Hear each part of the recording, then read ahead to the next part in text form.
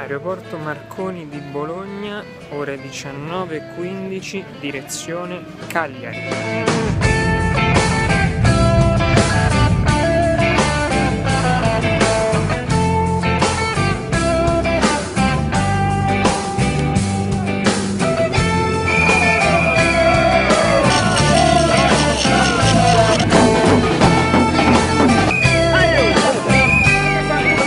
Oggi sono qua anche per chi non c'è, per chi non è voluto venire, per chi non crede in queste cose, per chi non crede nelle nostre lotte. Tutti quanti bisogna essere uniti se vogliamo ottenere qualcosa di serio e di reale. La via d'uscita è questa, la gente che c'è alle mie spalle e che crede in tutto questo, per sensibilizzare il governo centrale, il governo regionale, per far sì che i soldi che ci deve lo Stato soprattutto ci vengano dati in tempi, in modi che le aziende che ne hanno diritto riescano a continuare a lavorare. Ecco. Noi pensiamo che non si debba ripartire da consumo del suolo, perché il suolo è già stato consumato e la natura si riprende quello che l'uomo gli ha tolto. Qui bisogna ripartire invece da una riqualificazione del territorio, da una ristrutturazione, risparmio energetico, efficientamento a partire dalle scuole. Abbiamo l'edilizia scolastica di cui voi siete ben testimoni in che stato sono le scuole italiane, per cui quello potrebbe essere un punto che secondo noi va assolutamente rilanciato e si potrebbe ripartire da lì. Non ci danno pensione, non mi danno lavoro,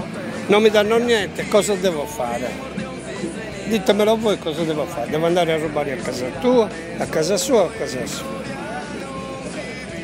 Io devo fare quello, da oggi in poi, perché siamo 10 mesi senza prendere neanche un soldo. Dal 2010 gli uffici giudiziari sono al collasso, noi siamo in 60 in tutta la Sardegna, il nostro è un lavoro nero, anno dopo anno ci vengono rinnovati dei contratti con un tirocinio formativo, di fatto viene mascherato perché noi lavoriamo di fianco ai cancellieri ogni giorno e oggi chiediamo al Ministero della Giustizia un impegno politico per il 2015, una volta fatta la ricognizione di tutto il personale, che venga riconosciuto un contratto a questi precari. Percepiamo un'indennità di tirocinio abbastanza irrisoria, considerando che ormai svolgiamo questo tirocinio da 4 anni, quindi dopo che uno è formato, dopo che uno ha la laurea, è giusto che arrivando al periodo della pensione poi possa sapere come arrivare a fine mese e mantenere la propria famiglia. Insomma, ci sono persone anche che sono sposate, che hanno figli e che vogliono costruirsi un futuro e sarebbe giusto magari darglielo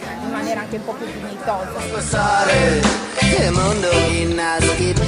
Sono Valeria Bruccola, sono la coordinatrice nazionale dell'associazione Dida. Ho iniziato questa avventura di rivendicazione della mia categoria, gli insegnanti precari della terza fascia delle graduatorie d'istituto, nel momento in cui nel lontano 2009 il ministro Gelmini decise di attuare una serie di tagli nell'ambito della scuola che influirono negativamente sull'occupazione dei docenti. Oggi, alla luce anche delle novità introdotte dal ministro Giannini con la sua proposta di legge con la buona scuola, la questione dei precari delle graduatorie d'istituto non è destinata a migliorare. Tutti coloro i quali hanno conseguito l'abilitazione attraverso il TFA o il PAS si vedono parcheggiati in seconda fascia. Questo significa che, secondo i piani del governo, non potranno aspirare alla stabilizzazione se non attraverso ulteriori percorsi ad ostacoli. Servirebbe un governo che abbia la capacità